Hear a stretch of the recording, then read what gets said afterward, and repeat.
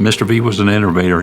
He was just taking charge and just showing people, this is what I do out at Goddard. And I think he brought Goddard to the forefront in this area and even through the state.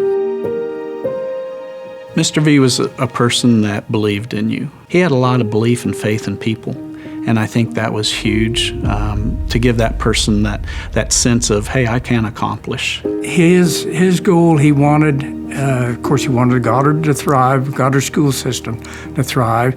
He wanted people to embrace education, and he just wanted the best there was for kids. You know, he just wanted not just the education, but just for the students to be good people. And if they're a good second grader, they're going to be a good third grader. And it's just going to continue, and hopefully they'll be a good parent and pass it along.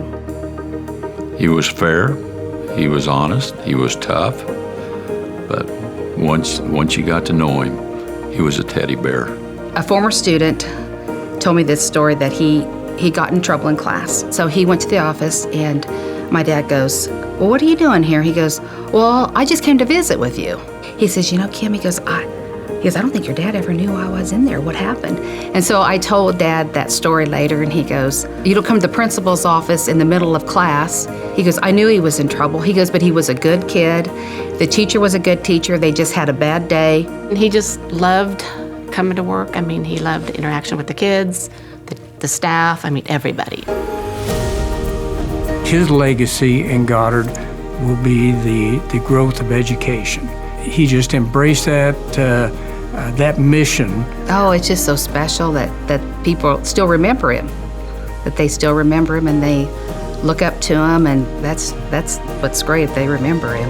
I think he was the type of man that, you know, would be in the school and he'd see you, and it wasn't the superintendent student, superintendent teacher. It was more like he was just Mr. V, a member of our community. There's no other Vogelgesangs, and there was only one V. And there will only be one V.